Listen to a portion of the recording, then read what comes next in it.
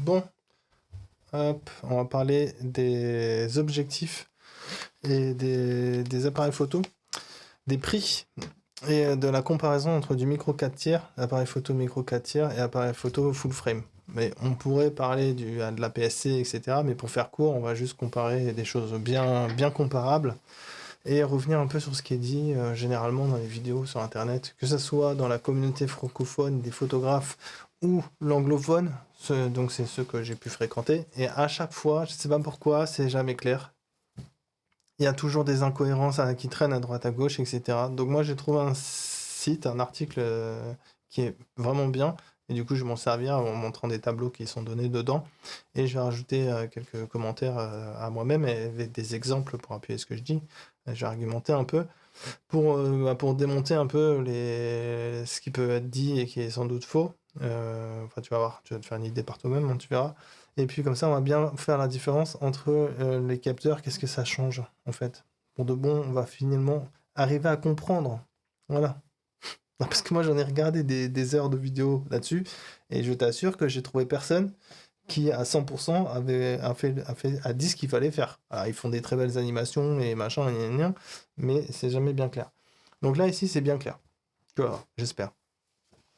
Donc voilà, je te conseille d'aller lire cet article, hein. Si tu veux, tu me demandes en commentaire, je te le retrouverai, je te mettrai un lien s'il faut. Mais sinon, voilà quoi, tu vois, tu sais faire une recherche sur Google, j'imagine. Donc voilà, ce qui nous intéresse ici, c'est les tableaux qui sont donnés un peu plus bas là, dans l'article, où on va voir donc les équivalences, les correspondances entre des micro 4 tiers et micro full frame. Et pas micro full frame, juste capteur full frame.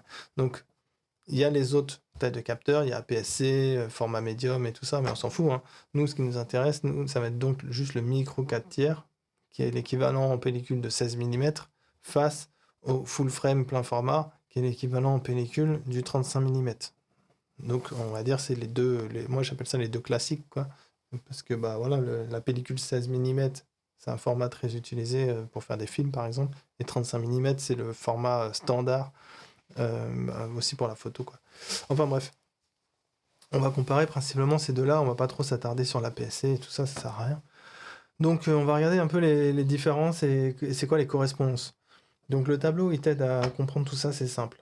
Quand tu prends ce qui est à gauche ici, donc c'est les tailles de capteurs, de plus petit au plus grand, et de gauche à droite ici, c'est pareil. Voilà. Donc soit c'est en rouge, soit c'est en bleu. Et ce que tu fais, tu fais la correspondance en fait, hein. C'est un tableau à deux entrées. Donc micro 4 tiers face au micro 4 tiers. Ici, tu as une taille. C'est la longueur focale de 100 mm. Donc là, ça veut dire que quand tu regardes cette case-là, là précisément, j'ai mis mon curseur, ça veut dire que là, tu es sur un appareil photo micro 4 tiers et tu as un objectif où sur l'objectif, c'est écrit 100 mm. Tu es dans cette condition-là. Et ce que tu veux savoir, c'est l'équivalence que tu vas trouver si tu passes en full frame. Donc là, pour comment tu utilises le tableau dans ce cas-là, c'est tu pars de la gauche, enfin de ce qui est en rouge, et tu vas vers retrouver l'équivalence sur le bleu. D'accord? Donc tu vas ici et tu vas vers ici, comme ça. Et donc ce que tu vois, donc si comme je t'ai dit, sur ton micro 4 tiers, l'objectif c'est écrit 100 mm, et que là tu passes tu vas avoir le même équivalent en full frame, il faudra que tu prennes un appareil photo full frame avec un objectif de 200 mm. C'est ça que ça veut dire.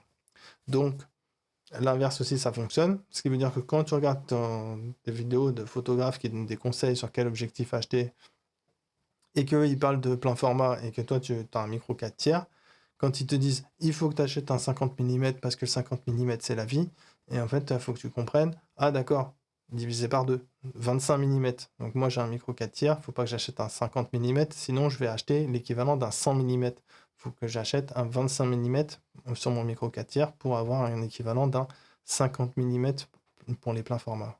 Si tu as compris ça, tu as bien compris, je pense, du coup, le rapport de longueur focale, là, ce qu'il faut comprendre ici. Donc tu vois que le rapport, il est x2, tout simplement. Micro 4 tiers, c'est toujours 2 fois plus petit la longueur focale qu'il faut choisir par rapport au plein format. Et pour l'ouverture focale, ça va être exactement pareil. Donc l'article est très intéressant, je te conseille de le lire intégralement si tu peux lire ça. Il y a plein de choses à apprendre, mais on va les passer, hein. J'essaie d'aller vite. Le but, c'est pas de lire l'article, le but, c'est de voir ces tableaux-là, et puis après que je t'explique, qu'on revienne sur les on-dit, les croyances qu'ont les gens, les photographes notamment, qui est sur Internet, par rapport à l'intérêt du micro 4 tiers et tout ça. Donc voilà. Donc on a vu là l'équivalence avec les longueurs focales. Maintenant, l'ouverture focale, donc ça c'est le F quelque chose. Et même Rebelote, on fait pareil. Attends. Donc on a micro 4 tiers. Micro 4 tiers. Donc là on est sur du F10. Et c'est quoi l'équivalence du S? C'est quoi l'équivalence du F10 sur du full frame? C'est du 20. Donc c'est exactement pareil. Tu vois, le rapport il est de x2. Donc ça veut dire inversement que si quelqu'un te dit ah, moi j'ai un objectif, il ouvre à F4 sur son plein format, full frame, ça veut dire que toi, si tu veux la même ouverture sur ton micro 4 tiers, il faut que tu prennes un F2. Voilà, c'est ça qu'il faut bien comprendre. En micro 4 tiers, l'équivalence d'un F4, ça va être du F2. Voilà. Donc si tu as, un micro 4 tiers qui ouvre à 3,5, bah, ça veut dire en fait que si tu avais l'équivalent en plein format, ça serait du F7. Si tu multiplies par 2 quand tu passes vers le plein format. Voilà. Donc voilà. Donc si tu connais un peu la photo, là tu comprends déjà qu'il y a une grosse limite qui s'installe, un gros problème. Mais on va revenir là-dessus après quand on parlera quand on conclura la vidéo et tout ça, quoi. Mais voilà, tu peux déjà anticiper un peu ce que je vais dire, peut-être. Donc ensuite, on va parler des ISO. Donc là, on parle du capteur. Donc c'est la troisième différence qu'il y a entre les deux capteurs, enfin selon le capteur, c'est la troisième différence qui s'installe, c'est la montée en ISO. Donc pareil, en micro 4 tiers, quand tu es à 1000 sur ton appareil photo, tu as mis les ISO sur 1000, et ben si tu passes sur un full frame et que tu veux la même montée en ISO, donc la fonction ISO, tu veux la régler de la même façon, tu dois la mettre sur 4000. Donc le facteur est multiplié par 4. Ce qui veut dire que si tu mets une grosse montée en ISO sur ton appareil photo, du genre 4000 sur ton micro 4 tiers, et ben c'est comme si sur ton full frame, tu mettais 16000 multiplié par 4. Toujours pareil. Voilà. Et c'est les trois trucs qu'il faut bien comprendre. Donc sur les objectifs, longueur focale et ouverture focale, c'est un ratio de 2. Et pour les ISO, c'est un ratio de 4 qui fait la différence entre les deux, quoi. Et à chaque fois, la valeur, il faut diviser par 2 pour le micro 4 tiers. C'est tout. Franchement, enfin, c'est pas tout ce qu'il y a dans l'article, hein. Il y a beaucoup plus d'informations. Encore une fois, c'est un bon article que je conseille de lire. Mais voilà, en tout cas, pour les tableaux, c'est tout ce que je voulais t'expliquer. Maintenant, ce qu'on va faire, c'est revenir sur pourquoi les gens disent que le micro 4 tiers, c'est moins cher. Et que du coup, si t'as pas de budget, il faut acheter du micro 4 tiers. Et pourquoi faut surtout pas écouter ça. C'est complètement faux. C'est exactement le contraire, en fait. Le micro 4 tiers, ça coûte plus cher que le plein format. Parce que, alors pourquoi les gens disent ça? Il y a une raison, c'est parce qu'en fait, ils ne regardent pas les informations qu'on a vues correctement, ils ne lisent pas, ils ne déchiffrent pas ce qu'il faut déchiffrer correctement, notamment l'ouverture focale n'est pas prise en compte. Bien souvent, les gens, ils regardent juste la longueur focale, ils regardent ça, c'est un 50 mm sur ton plein format, il faut que tu achètes un 25 mm sur ton micro 4 tiers. Ah ben regarde, ça ouvre à f4 dans les deux cas, donc c'est bon, c'est pareil. En fait, non, c'est pas pareil. On a vu sur les tableaux ici que si ça ouvre à F4 sur un objectif plein format, il faut un objectif qui ouvre à F2.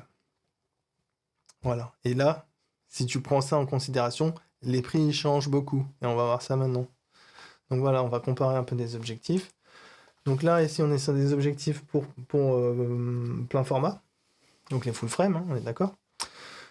On a du F2 à peu près. 50 mm, donc ça c'est le classique, hein. L'objectif pas cher, en plus tu vois on dit que c'est cher, c'est pas cher, 200 €, tu vois, enfin, pour la photo c'est pas cher, 200 €, c'est même pas, c'est quoi 200 € pour un appareil photo, c'est quoi 200 €, c'est rien. Je veux dire, c'est quoi, c'est une poire pour souffler non, 200 € quoi, c'est gratuit ça, 200 €. Bon bref, on a un truc qui ouvre à f1.8, donc si on veut l'équivalence, là tout de suite on peut faire le calcul, on veut donc du 25 mm f0.9, c'est ça qu'on veut, 25 mm f0.9, pour avoir la parfaite équivalence. Donc logiquement, si c'est moins cher, on va trouver notre f09 25 mm à 100 balles. J'imagine que c'est ça, donc on va aller voir. Donc là, maintenant, on est pour les objectifs Panasonic. Donc Panasonic, c'est eux qui font les micros 4 tiers, hein, c'est eux les dominants. T'as vu qu'avant, j'étais sur Canon, parce que Canon, c'est eux les dominants du full frame. Donc là, on est chez Panasonic, les dominants du micro 4 tiers. Donc c'est là où il y a le plus de choix, en fait. Et qu'est-ce qu'on trouve pas qu'est-ce qu'on trouve pas? On trouve qu'on a bien du 25 mm, mais on n'a pas de f9. On est sur une ouverture qui est très proche pour les mêmes prix, hein, pour à peu près 200 euros. En gros, là, 200 euros, 200, enfin, tu vois, à quelques euros près, avec une petite promo et tout ça, c'est le même prix. On ne va pas jouer sur 50 euros, à 50 euros près, mais ce qu'on voit, en tout cas, c'est que l'ouverture, elle est à f1.7. Et f1.7, ben, f1.7, f1.8, f1.7, f1.8, c'est un peu pareil, quoi. Et donc, on paye le même prix, ou le même prix, ou un petit peu moins cher, mais en fait, on a la même ouverture. Et si on veut une ouverture qui a un gain, c'est-à-dire genre du f1.4, f1.2, et idéalement, on voudrait du f0.9, et bien tout de suite, les prix ils montent. Voilà, parce que c'est ce que je disais tout à l'heure, si tu connais un petit peu les ouvertures focales, tu savais déjà, mais si tu ne sais pas, je te le dis, dès que tu te rapproches de f1, ça devient très cher, et en dessous de f1, soit c'est des lentilles de piètre qualité, ou soit ça coûte des sommes astronomiques. Voilà, ou ça n'existe même pas en fait. Par exemple, si tu veux l'équivalent, c'est simple, hein, si tu veux l'équivalent d'un f1.2 pour du full frame, donc il te faudrait quelque chose qui fait du f0.6 pour du coup en 25 mm f0.6 chez Panasonic, et ben tu vas pas juste trouver du tout, ça n'existe pas. Voilà, donc t'as pas d'équivalence. Et si c'est avec l'équivalence, ça coûterait sans doute plus d'un bras. Voilà, donc là on a vu que bah, finalement, qu'est-ce qui est le moins cher en termes de capacité à faire d'ouverture, etc. Parce que là, faut jamais perdre de tête aussi, là, que je te montre. C'est pas juste une question d'ouverture. Faut pas oublier que déjà, le capteur, on a vu qu'au niveau des performances dans les montées en ISO, il est 4 fois moins performant.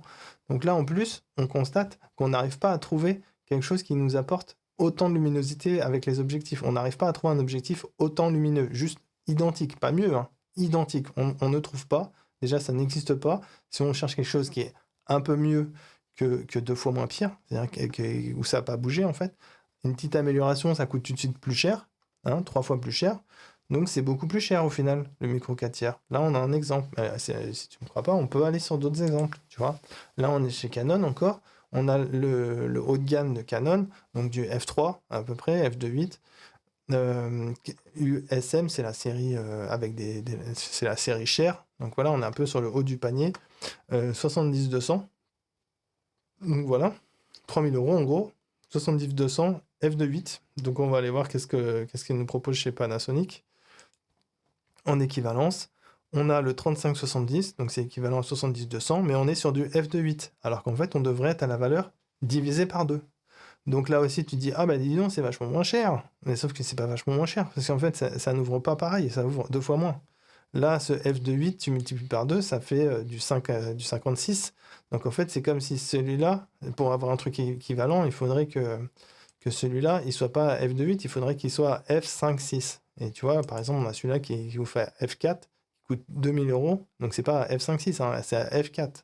Donc là, l'équivalent du f4 ici, il faudrait que celui-là, il ouvre à f2. Tu vois. Ouais, et ce qu'il y a, c'est qu'il n'y a pas. Il n'y a juste pas. Tu peux pas trouver ça qui ouvre à f2 en 35-70. Ça n'existe pas. Voilà. Donc encore une fois, si tu regardes les équivalences de prix, si tu cherches quelque chose qui est assez proche, bah, j'ai trouvé un objectif qui est assez proche au final. C'est celui-là, tu vois. Il coûte moins cher. Il coûte 1050 euros quand celui-là il coûte 1250 euros. Donc celui-là il coûte 200 euros plus cher. Donc on va dire que c'est le même prix. Allez. C'est le même prix. Donc celui-là il fait du f2.8 constant.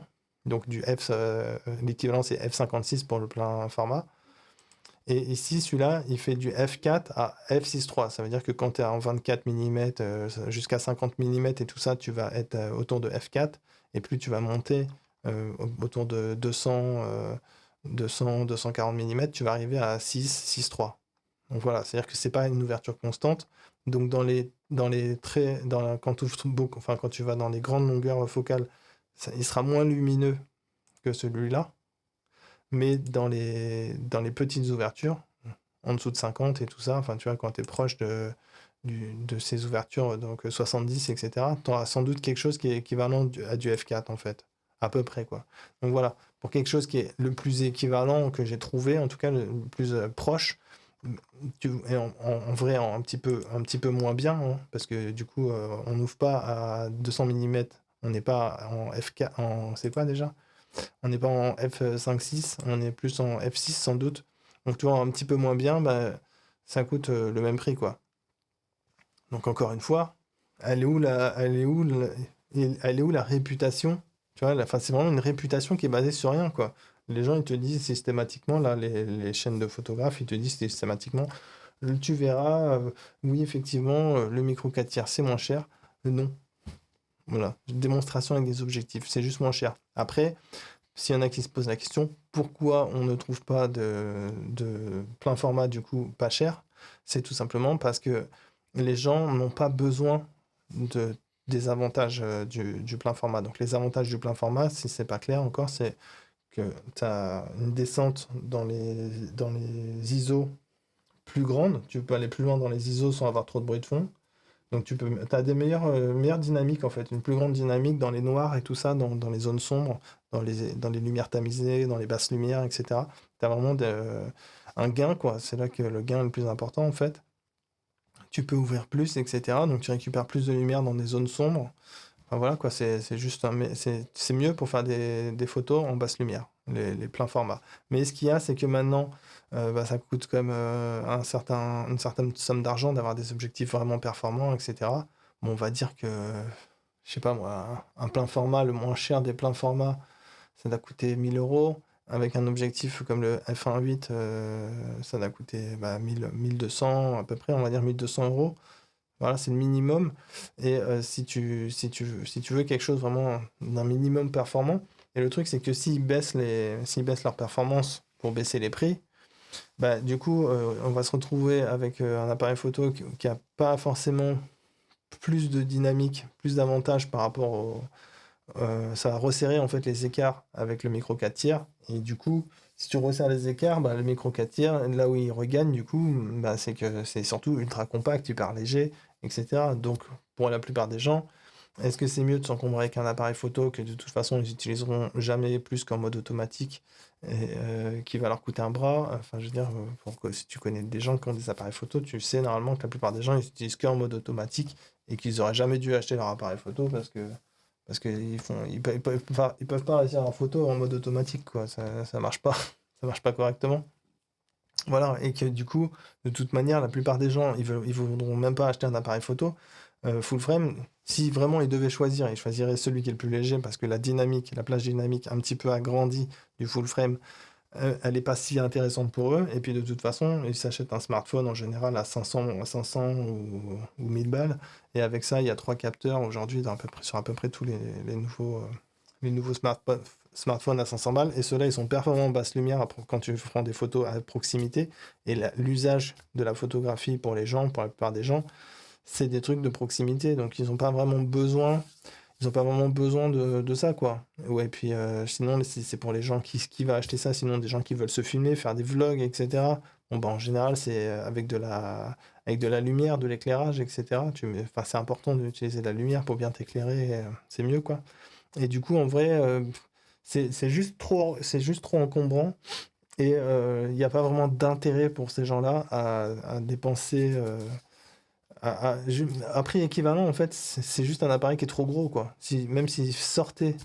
En fait, ça sert à rien qu'ils fassent des appareils photo full frame, c'est ça que je veux dire depuis tout à l'heure. Ça sert à rien qu'ils fassent des appareils photo full frame pas chers au même prix que les micro 4 tiers parce que la concurrence fait que les gens, par rapport à ce que les gens veulent acheter, c'est les gens qui font le marché hein, avec ce qu'ils achètent, les gens ils préfèrent acheter un truc plus petit. Voilà, c'est tout. Les gens, ils y connaissent rien. Ils fonctionnent tout en automatique, etc. Ils vont chercher un truc pas encombrant. Voilà, les gens qui ne connaissent pas, ils connaissent pas, quoi. Voilà. Mais bon, je t'ai montré que techniquement, sur le papier, pouvoir faire des meilleures photos, si tu t'en fous du poids que ça apporte et tout, parce que pour moi, le vrai intérêt du micro 4 tiers, c'est si tu es capable de faire une concession sur la perte de dynamique et que t'es pas trop regardant sur l'argent que tu dépenses, Le gros intérêt du micro 4 tiers, c'est que c'est hyper transportable, hyper léger. Voilà, ça là-dessus, c'est imbattable, tu vois. Ça veut dire que ça n'a rien à voir. C'est discret, tu peux avoir un téléobjectif 300 mm caché sous ta veste, quoi. Et puis que personne ne se rende compte jamais que tu as un appareil photo sur toi, un téléobjectif. Alors que un 600 mm sur un plein format, tu peux pas le cacher, en fait, même pas dans un sac à dos, quoi. Les trucs sont massifs, etc., tu vois. Donc, et puis c'est lourd. Donc voilà, tout simplement. Si tu es capable de limiter avec la plage dynamique, bah, tu as un gros avantage à prendre un micro 4 tiers parce que c'est plus léger. Mais si tu veux faire les meilleures photos possibles, il n'y a pas photo. Le plein format sera toujours mieux et en plus, c'est un meilleur avantage en termes d'économie d'argent. Tu économises plus d'argent avec du plein format qu'avec du micro 4 tiers. Voilà. Et puis pour ce qui est de la PSC, bon, la PSC, c'est entre les deux. Moi, personnellement, comme je suis plutôt team plein format, je trouve que la PSC, c'est aussi plus intéressant que le micro 4 tiers.